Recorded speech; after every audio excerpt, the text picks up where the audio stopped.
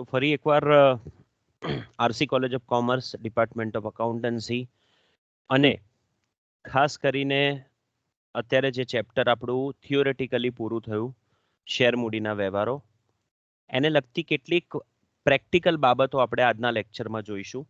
કારણ કે મોટાભાગના કિસ્સાઓમાં એવું થતું હોય છે કે ચેપ્ટર થિયોરેટિકલી આવડી જાય, પરીક્ષામાં આપણે એને સારી રીતે લખી શકીએ, પરંતુ આપણો હેતુ માત્ર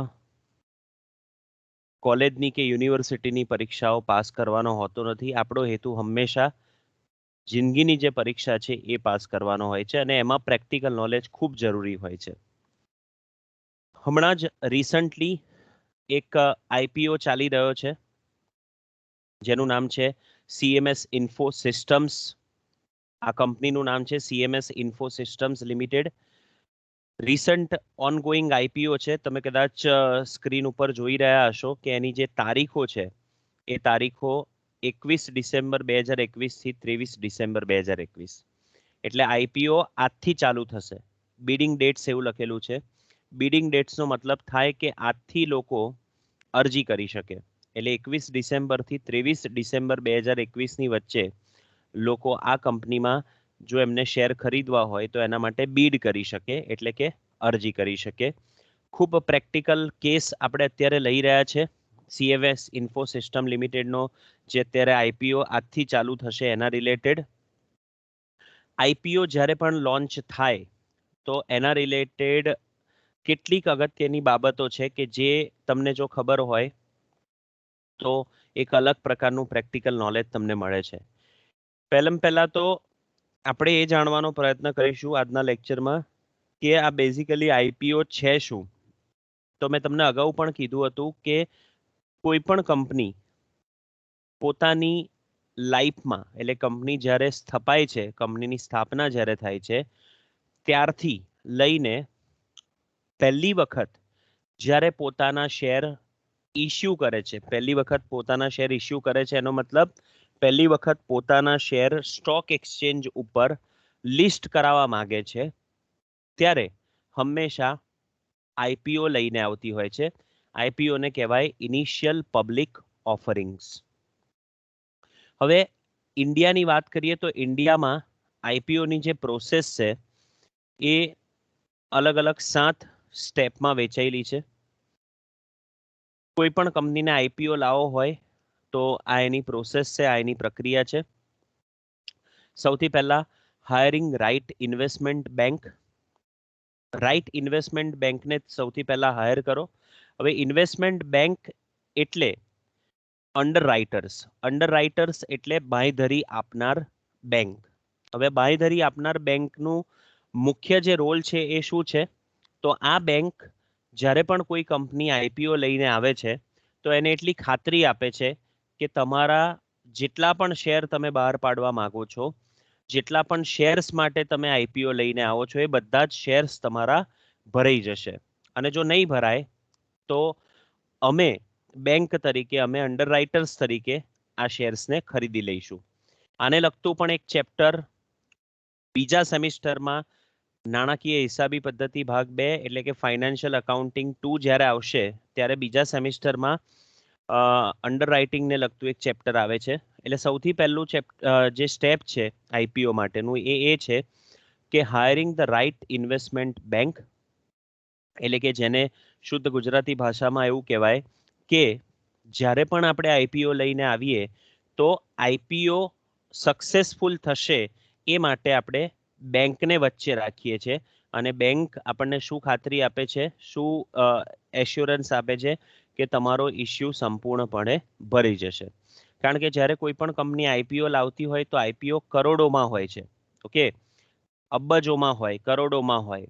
તો એવા સમયે કોઈ પણ કંપની એવું ના ઈચ્છે કે ભાઈ પોતાનો આઈપીઓ ના ચાલે, કારણ કે બહુ મોટી પ્રક્રિયા હોય છે, બહુ ખર્ચાળ પ્રક્રિયા હોય છે. એટલે ખર્ચો કરીને હંમેશા કંપની એવું ઈચ્છે કે ભાઈ આપણો આઈપીઓ સક્સેસફુલ થાય, અને શેર બજારની ભાષામાં કહીએ તો આપણા આઈપીઓમાં રોકેટ થઈ જાય. રોકેટ થઈ જાય એટલે કે રોકેટની ગતિ આઈપીઓ ચાલે.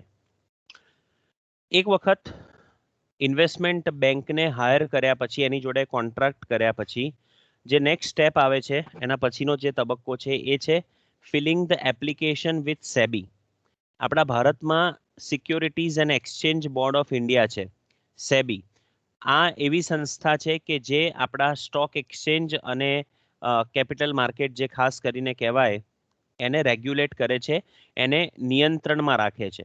તમે કદાચ સ્કેમ 1992 મૂવી જોયું હશે, તે વખતે સેબીનો ઉલ્લેખ હતો. પણ 1992 એટલે 1991-92માં સેબી એ માત્ર અને માત્ર એક માર્ગદર્શન પૂરું પાડનારી બોડી હતી. તે વખતે સેબીનો જન્મ પહેલાનો તબક્કો હતો. પણ હવે છેલ્લા કેટલાક વર્ષોથી, એટલે કે 1992-93 પછીની વાત કરીએ તો હવે ઇન્ડિયન કેપિટલ માર્કેટમાં સેબીનો એક મહત્વનો રોલ છે.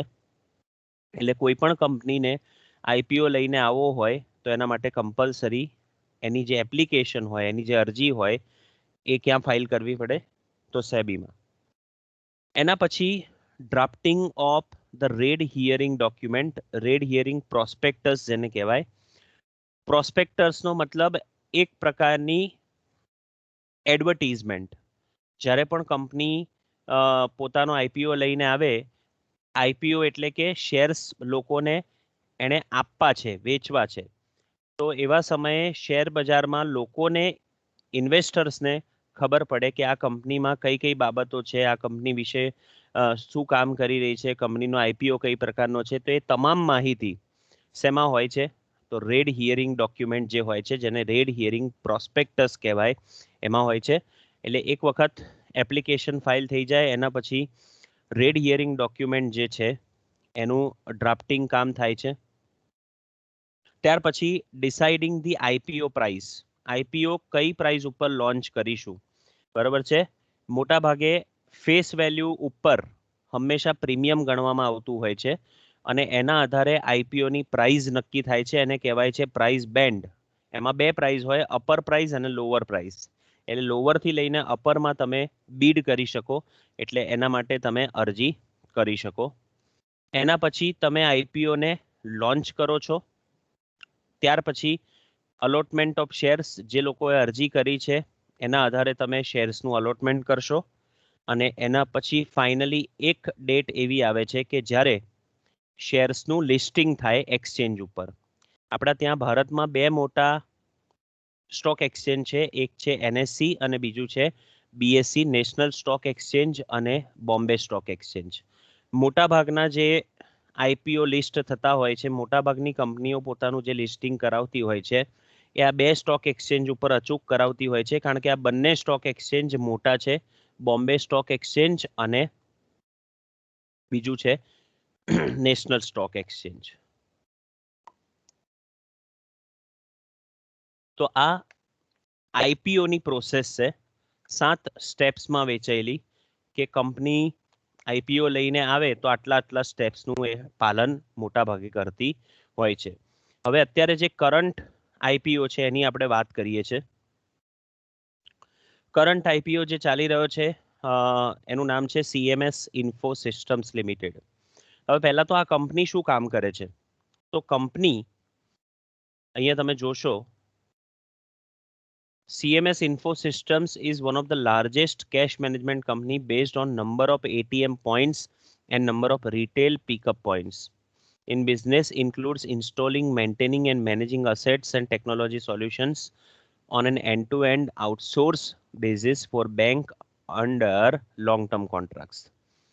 તમે જેટલી પણ બેંકના એટીએમ પોઈન્ટ્સ જોવો છો, બરાબર છે? એટીએમ એટલે પેલું જે મશીન આવે છે કે જેમાંથી પૈસા નીકળે છે અને પૈસા આપણે જમા પણ કરાવી શકીએ છીએ. તો એ દરેકે દરેકના મેન્ટેનન્સનું જે કામ કરતા હોય છે એ કંપનીનું નામ છે સીએમએસ.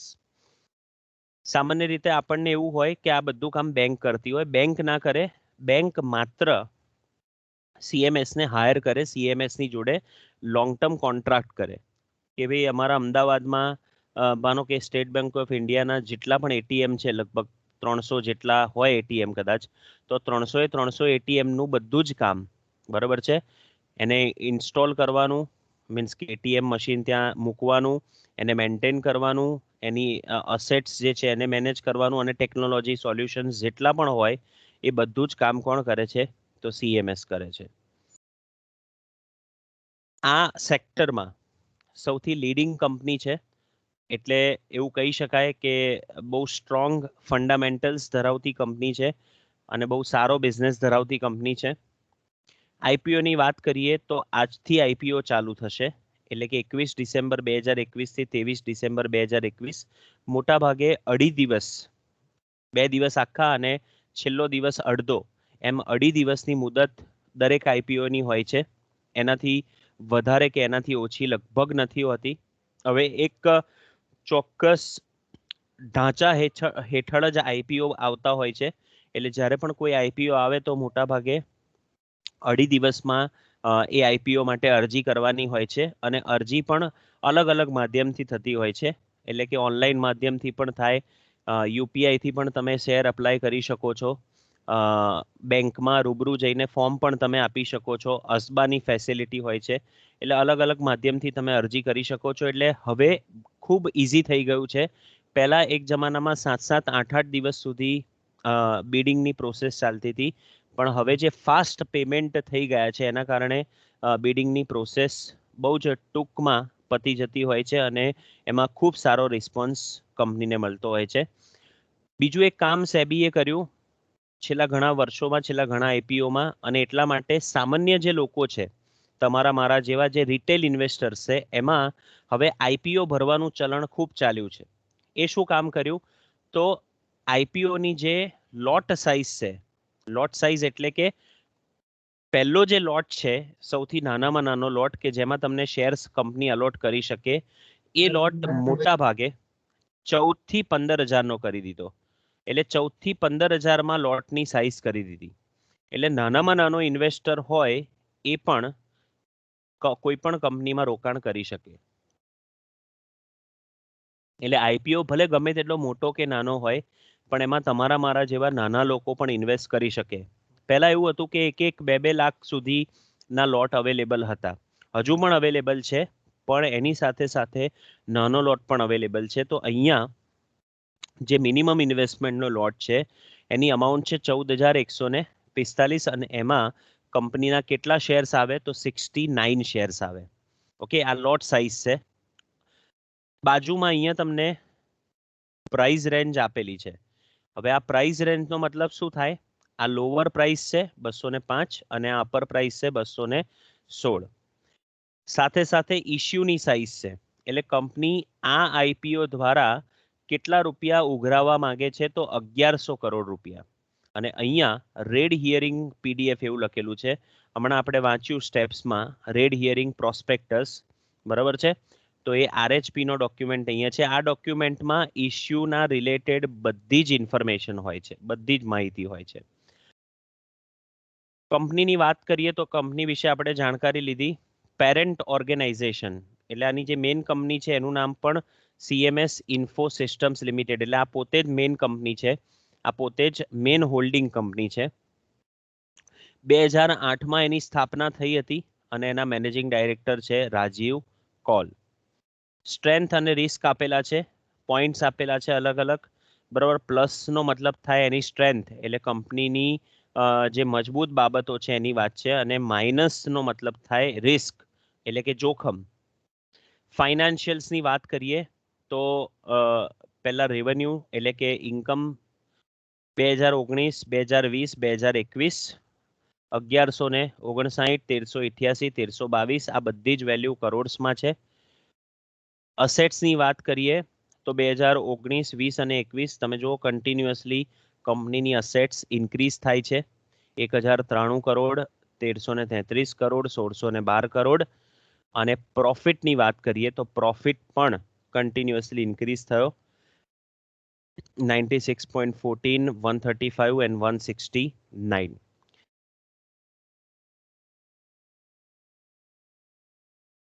તો આ ફંડામેન્ટલ બાબતો છે. કોઈ પણ કંપનીનો ઇશ્યુ આવે તો એમાં ફંડામેન્ટલ આ બાબતો છે. બીજી એક સાઇટ છે મની કંટ્રોલ. આ સાઇટ હતી, એનું નામ હતું ગ્રો. બીજી એક સાઇટ છે મની કંટ્રોલ. અગેન એમાં પણ આપણે કેટલીક બાબતો જોઈએ. ઇશ્યુ ટર્મ્સની વાત કરીએ તો ઇશ્યુ પ્રાઇસ હમણાં જ ચર્ચા કરી 205 થી 216. એપ્લિકેશન પર શેર 216 એટલે કે 216 રૂપિયાનો શેર તમને મળે. મિનિમમ ઇન્વેસ્ટમેન્ટની પ્રાઇસ આપેલી છે, મિનિમમ બીડ આપેલું છે. ઇશ્યુ ક્યારે ઓપન થશે તો 21 ડિસેમ્બરે, ક્લોઝ ક્યારે થશે તો 23મીએ. ક્યાં લિસ્ટ થશે તો બીએસસી અને એનએસસી બંને સ્ટોક એક્સચેન્જ ઉપર. પછી લીડ મેનેજર્સ, હવે જો હમણાં જ આપણે વાત કરી, લીડ મેનેજર્સનો મતલબ શું થાય? Underwriters. કે કંપની પોતાનો ઇશ્યુ લઈને આવે તો ઇશ્યુ યોગ્ય રીતે ભરાશે એના માટે કંપની હંમેશા એક વ્યવસ્થા કરે અને એ વ્યવસ્થાને શું કહેવાય? Under writing. અને અંડર રાઇટિંગ કોણ કરે તો અંડર રાઇટર્સ. ઇશ્યુના આ લીડ મેનેજર છે એક્સિસ કેપિટલ લિમિટેડ અને બીજું ડીએમ કેપિટલ એડવાઇઝર્સ લિમિટેડ. બરાબર છે. પછી આખા ઇશ્યુના રજિસ્ટ્રાર કોણ છે? રજિસ્ટ્રારનો મતલબ કે આ લોકો આખા ઇશ્યુને લગતી જે વહીવટી બાબતો છે એનું ધ્યાન રાખે. મોટાભાગે આ હોય છે link in time India private limited.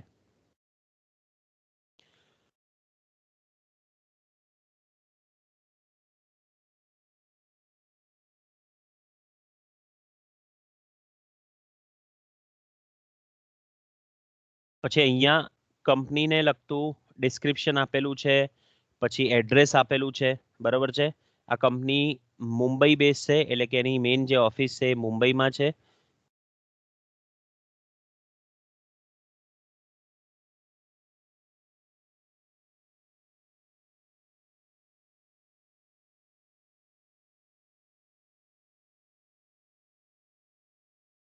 પછી આ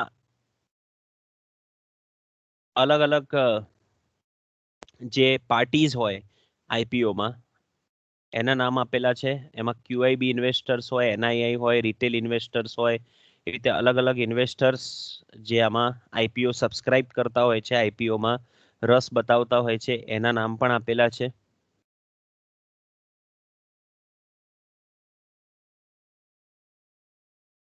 તો આવી રીતે કોઈ પણ કંપનીનો જ્યારે આઈપીઓ આવતો હોય ત્યારે આ પ્રકારની આખી પ્રક્રિયા અને આ પ્રકારની માહિતી ખૂબ જરૂરી હોય છે.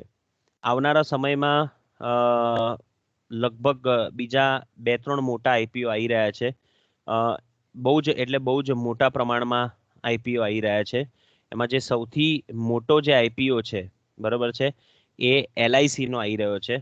એવું કહેવાય છે કે ભારતના ઇતિહાસનો કદાચ સૌથી મોટો આઈપીઓ હશે એલઆઈસી નો, એટલે કે life insurance corporation of India. તમે જાણો છો કે બહુ મોટી કંપની છે, તો એનો પણ આઈપીઓ આવી રહ્યો છે.